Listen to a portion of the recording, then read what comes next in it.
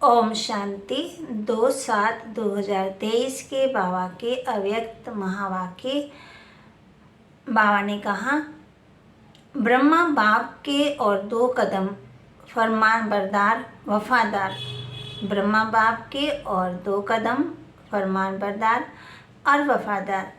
आज बाप दादा चारों ओर के स्नेही और सहयोगी बच्चों को और शक्तिशाली समान बच्चों को देख रहे हैं। स्नेही सभी बच्चे हैं, लेकिन शक्तिशाली यथाशक्ति हैं। स्नेही बच्चों को स्नेह का रिटर्न पद्म गुना स्नेह और सहयोग प्राप्त होता है।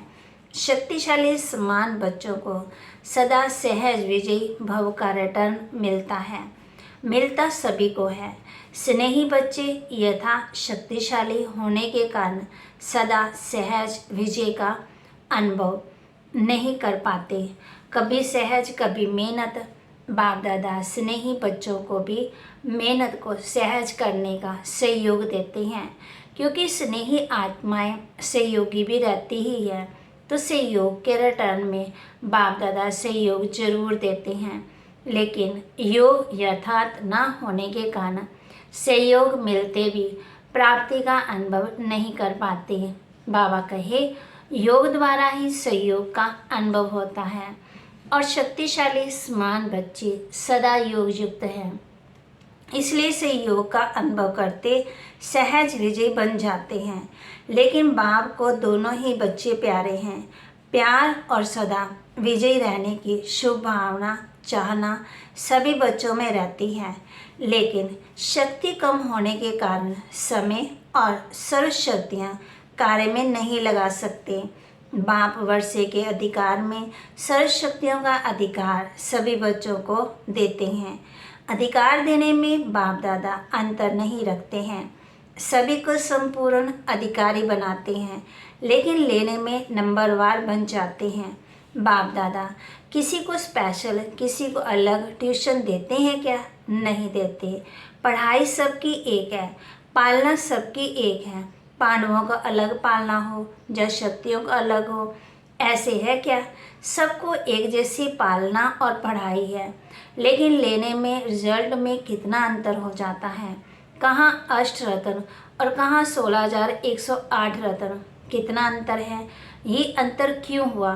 पढ़ाई और पालना को, वरदानों को धारण करना और कार्य में लगाना, इसमें अंतर हो जाता है। कई बच्चे धारणा भी कर लेते, लेकिन समय अनुसार कार्य में लगाना नहीं आता है। बाबा कहे, बुद्धि तक बहुत भरपूर होंगे, लेकिन कर्म में आने में फर्क पड़ जाता है। ब्रह्मा बाप नंबर 1 क्यों बना? 2 कदम पहले सुनाए ना। तीसरा, सदा बाप शिक्षक और सदगुरु के फरमान बरदार बने। हर फरमान को ही जी हाजिर किया। बाप का फरमान है सदा सर्व खजानों के वर्षे में संपन्न बनना और बनाना। तो प्रत्यक्ष देखा कि सर्व खजाने ज्ञान शक्तियाँ गुण श्रेष्ठ समय श्रेष्ठ संकल्पों का खजाना पहले दिन से लेकर लास्ट दिन तक कार्य में लगाया। लास्ट दिन भी समय संकल्प बच्चों प्रति लगाया। ज्ञान का खजाना, याद की शक्ति और सहनशीलता के गुण का स्वरूप, ये सब खजाने लास्ट समय तक शरीर को भी बोल सेवा में प्रैक्टिकल में लगाकर दिखाया। तो इसको कहा जाता है फरमान बरदार नंबर 1 बच्चा, क्योंकि बाप का विशेष फरमान यही है कि याद और सेवा सदा बासमान रहो। जैसे जैसे शिव बाबा कहते गए, वैसे वैसे ब्रह्मा बाबा करते गए। तो आदि से लेकर अंत घड़ी तक दोनों ही फरमान प्रैक्टिकल में देखा। स्नेह की निशानी है फॉलो करना। तो चेक करो, आदि से अब तक सर्व खजानों को स्वयं के साथ साथ सेवा में लगाया। बाप का फरमान, एक श्वास व संकल्प सेकंड व्यर्थ नहीं गंवाना। तो सारे दिन में ये फरमान प्रैक्टिकल में लाया। वह कभी लाया कभी नहीं लाया। अगर कभी कभी फरमान बरदार बने और कभी नहीं बने, तो लिस्ट में किस लिस्ट में आएंगे? बाबा कहे, अगर बाप दादा फरमान बरदार की लिस्ट निकाले तो आप किस लिस्ट में होंगे? अपने को जानते हो ना, क्योंकि आप सभी सर्व खजानों के ट्रस्टी मालिक हो।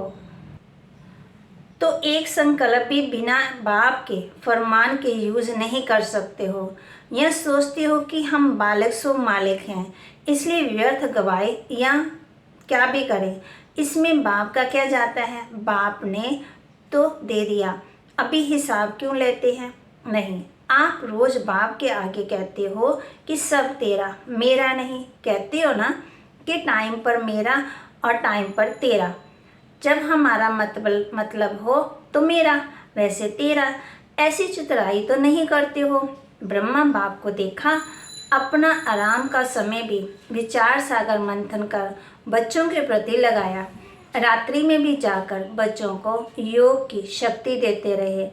फिर ब्रह्मा की निशानी कहानी सुनी, चरित्र सुने ना, फॉलो फादर किया कि सिर्फ सुन लिया। सुनना अर्थात करना। तो तीसरा कदम, सदा जी हाजिर, सदा हजूर हाजिर और नाजिर। कभी ब्रह्मा बाप से शिव बाप अलग हुए नहीं हुए, हाजिर नाजिर रहे ना। बच्चे ने कहा बाबा और बाप ने कहा मीठे बच्चे। तो मन की स्थिति में सदा हाजिर और नाजिर अनुभव किया। सेवा में सदा ही हाजिर किया ना, जी हाजिर किया। चाहे रात हो चाहे दिन हो, सेवा का डायरेक्शन मिला और प्रैक्टिकल किया। और कर्म में सदा हाँ जी किया। हाँ जी का पाठ पढ़ाया ना, तो आप क्या फॉलो करते हो। कभी हाँ जी कभी ना जी तो नहीं करते। तो प्यार का सबूत दिखाओ। ऐसे नहीं सोचो कि जितना बाप से मेरा प्यार है उतना और किसी का नहीं। मेरे दिल में देख लो, क्या दिखाऊं क्या सुनाऊं। बच्चे ऐसे गीत गाते हैं, लेकिन सबूत दिखाओ। सबूत है फॉलो फादर। तो चेक करो स्थिति में, सेवा में, कर्म अर्थात संबंध संपर्क में। संबंध और संपर्क में आना ही कर्म है। तीनों में सदा फॉलो फादर। हर फरमान सिर्फ बुद्धि तक रहता है या कर्म में भी आता है। रिजल्ट देखा जाता है कि अगर बुद्धि और वाणी में 100 बातें रहती है तो कर्म में 50 है। तो उनको फॉलो फादर कहे, अधूरी रिजल्ट वालों को फॉलो फादर की लिस्ट में रखें। आप क्या समझते हो, वह फरमान बरदार है कि आप आधे में राजी हैं। थोड़ा थोड़ा अंतर पसंद है। शुरू में माला भी बनाए थे, गोल्डन सिल्वर की लिस्ट निकालते थे। तो अब भी फिर से लिस्ट निकाले कि सिल्वर में नाम ही देकर कॉपर बन जाएंगे। समय की सूचना बाप तो दे ही रहे हैं, लेकिन प्रकृति भी दे रही है। प्रकृति भी चैलेंज कर रही है। तो समय के अनुसार आप लोग औरों को भी सूचना देते रहते हो। भाषणों में सबको कहते हो कि समय गया, समय आ गया। तो अपने को भी कहते हो ना, या सिर्फ दूसरों को कहते हो। दूसरों को कहना तो सहज होता है, तो स्वयं को भी ये चैलेंज स्मृति में लाओ। समय के अनुसार अपने पुरुषार्थ की गति क्या है। बाप दादा हर एक बात पर अंदर ही अंदर मुस्कुराते रहते हैं। किस बात में मुस्कुराते हैं जानते हो। एक तरफ मेजॉरिटी बच्चे कभी कभी 1 सेकंड में ये सोचते हैं कि समय अनुसार पुरुषार्थ में तीव्रता होनी चाहिए, और दूसरी तरफ जब माया अपना प्रभाव डाल देती है तो दूसरे सेकंड ये सोचते हैं कि ये तो सब चलता ही है, ये तो महारथियों से भी परंपरा चला आता है। तो बाप दादा क्या करेंगे, गुस्सा तो नहीं करेंगे, मुस्कुराएंगे ना। और इसका विशेष कारण है कि समय प्रति समय पुरुषार्थ तो बहुत सहज कर दिया है, इजी कर दिया है। स्वभाव को भी इजी करते हैं, स्वभाव में राइट होते हैं और पुरुषार्थ में इजी हो जाते हैं। फिर सोचते हैं सहज योग है ना, लेकिन जीवन में पुरुषार्थ में इजी रहना, इसको सहज योग नहीं कहा जाता, क्योंकि इजी रहने से शक्तियाँ मर्ज हो जाती है, इमर्ज नहीं होती। आप सभी अपने ब्राह्मण जीवन में आदि का समय याद करो। उस समय कैसा पुरुषार्थ रहा, इजी पुरुषार्थ रहा, जहाँ अटेंशन वाला पुरुषार्थ रहा, अटेंशन वाला रहा, उमांगुस्सा वाला रहा, और अभी अलबेलेपन के बा कहते डनलप के तकिए और बिस्तरे मिल गए हैं ना। साधनों ने आराम पसंद ज़्यादा बना दिया है। तो अपने आदि के पुरुषार्थ, आदि की सेवा और आदि के उमंग उत्साह को चेक करो। क्या था? आराम पसंद थे? नहीं। और अभी भी थोड़ा है। साधन सेवा के प्रति, साधन स्वयं को आराम पसंद बनाने के लिए नहीं है। तो अभी डनलप का तकिया और बिस्तरा निकालो, पटरानियाँ बनो, पटराने बनो। भले पलंग पर सोवो, लेकिन स्थिति पटराने की हो। देखो, आज सेवा के समय में साधन नहीं थे, आदि के समय में शुरू में, लेकिन साधना कितनी श्रेष्ठ रही। जिस आदि की साधना ने ये सारी वृद्धि की है, तो साधना के बीज को विस्तार में छिपा नहीं दो। जब विस्तार होता है तो बीज छिप जाता है। तो साधना है बीज, साधन है विस्तार। तो साधना का बीज छिपने नहीं दो। अभी फिर से बीज को प्रत्यक्ष करो। बाप दादा ने इस सीजन में काम दिया था, लेकिन किया नहीं। याद है क्या दिया था? कि कापियों में है। काम दिया था कि बेहद की वैराग्य वृत्ति पर स्वयं की चर्चा करो और आपस में भी चर्चा करो और प्रैक्टिकल में इस साधना के बीज को प्रत्यक्ष करो। तो किया कि एक दिन सिर्फ डिबेट कर ले, माना वर्कशॉप कर ले, लेकिन वर्क में नहीं आए। तो वर्तमान समय के अनुसार अभी अपनी सेवा व सेवा स्थानों की दिनचर्या बेहद के वैराग्य वृत्ति की बनाओ। अभी आराम की दिनचर्या मिक्स हो गई है। ये अलबेलापन शरीर की छोटी छोटी बीमारियों के भी बहाने बनाता है। पहले भी तो बीमारी होती थी ना, लेकिन सेवा को उमंग बीमारी को मर्ज कर देता था, माना खत्म कर देता था। जब कोई आपके दिल पसंद सेवा होती है तो बीमारी याद आती है। अगर आपको इंचार्ज बहन कहे नहीं, आपकी तबीयत ठीक नहीं है, दूसरे को करने दो, तो करने देंगे ना।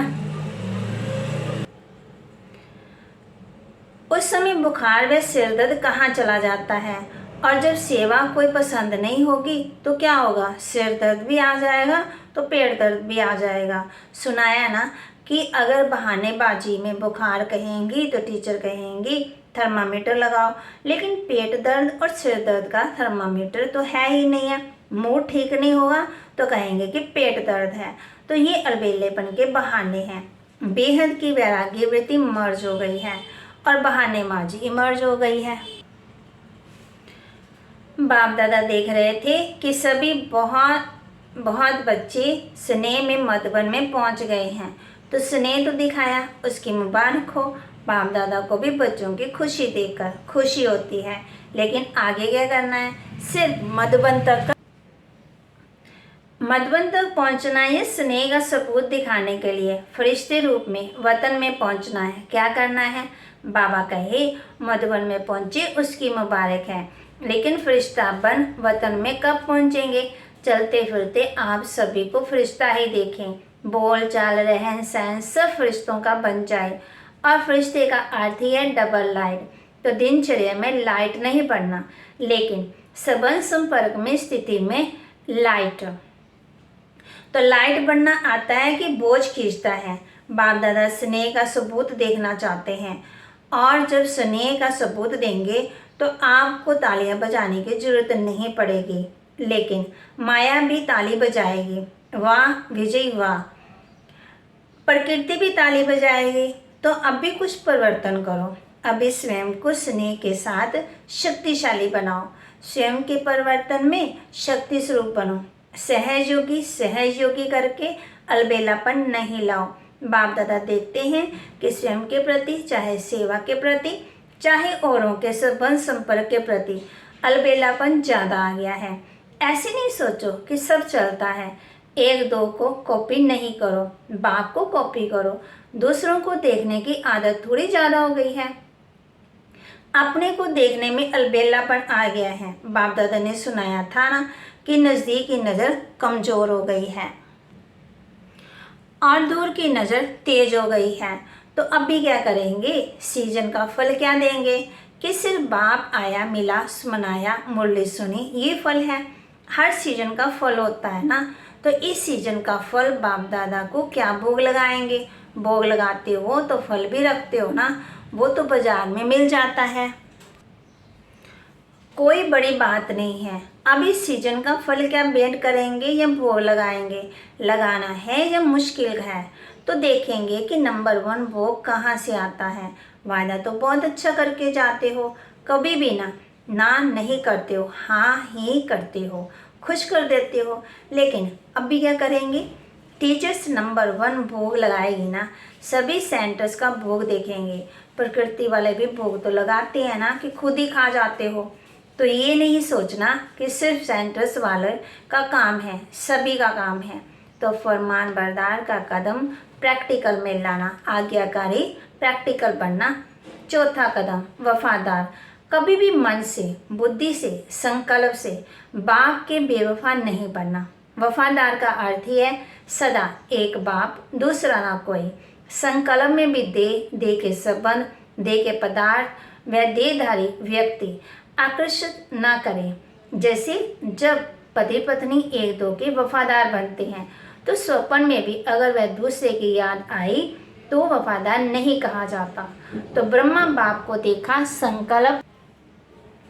संकल्प भी दूसरे की तरफ नहीं, एक बाप सब कुछ है, इसको कहा जाता है वफादार। अगर यह पदार्थ का भी आकर्षण है, साधनों का भी आकर्षण है, तो साधना खंडित हो जाती है, वफादारी खंडित हो जाती है। और खंडित कभी भी संपन्न पूज्य नहीं गाया जाता है। तो चेक करो कि संकल्प में भी कोई आकर्षण बेवफा तो नहीं बना देती। अगर जरा भी किसी के प्रति विशेष झुकाव है, थोड़ा भी पर्सनल झुकाव है, चाहे गुण के ऊपर, चाहे सेवा के ऊपर, चाहे अच्छे संस्कारों के ऊपर भी अगर एक्स्ट्रा प्रभावित है तो वफादार नहीं कहा जाएगा। सबकी विशेषता, बेहद की विशेषता पर आकर्षित है तो दूसरी बात है, लेकिन किसी विशेष व्यक्ति वैभव के ऊपर आकर्षण होना तो वफादार की लिस्ट में खंडित गाया जाएगा। तो चेक करो कि खंडित मूर्ति तो नहीं, पूज्य हैं, कहाँ एक्स्ट्रा लगाव व झुकाव तो नहीं है, संकल्प मात्र भी झुकाव नहीं। तो बाबा कहे संकल्प मात्र भी झुकाव नहीं। मनसा कर्मना की तो बात ही छोड़ो, लेकिन संकल्प मात्र भी तो खंडित के लिस्ट में आ जाएंगे। तो चेक करना आता है ना। अच्छा, चारों ओर के स्नेह का सबूत देने वाले, हर फरमान को संकल्प, बोल और कर्म में लाने वाले, सदा स्वयं को बासमन, सिंपल और सैंपल बनाने वाले, ब्रह्मा बाप के हर कदम पर कदम रखने वाले, ऐसे शक्तिशाली,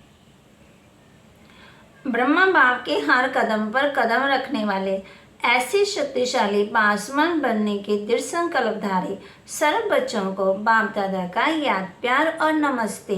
रूहानी बच्चों की रूहानी बाप दादा को दिलवा जान सिकवा प्रेम से नमस्ते। वरदान, साक्षीपन की स्थिति द्वारा हीरो पार्ट बजाने वाले सहज पुरुषार्थी भव। साक्षीपन की स्थिति द्वारा हीरो पार्ट बजाने वाले सहज पुरुषार्थी भव। साक्षीपन की स्थिति ड्रामा के अंदर हीरो पार्ट बजाने में सहयोगी बनती है। अगर साक्षीपन नहीं तो हीरो पार्ट बजा नहीं सकते। साक्षीपन अर्थात देह से न्यारे आत्मा मालिकपन की स्टेज पर स्थित रहे, देह से भी साक्षी मालिक, इस देह से कर्म कराने वाली ऐसी साक्षी स्थिति ही सहज पुरुषार्थ का अनुभव कराती है, क्योंकि इस स्थिति में किसी भी प्रकार का विघ्न या मुश्किलात नहीं आ सकती। ये है मूल अभ्यास है। इसी अभ्यास से लास्ट में विजय बनेंगे। स्लोगन, फरिश्ता बनना है तो अपने सर्व रिश्ते एक प्रभु के साथ जोड़ लो। फरिश्ता बनना है तो अपने सर्व रिश्ते एक बार प्रभु के साथ जोड़ लो। किसके साथ जोड़ने हैं? एक प्रभु के साथ सारे रिश्ते जोड़ लेने हैं। तो हम क्या बन जाएंगे? फरिश्ता। ओम शांति।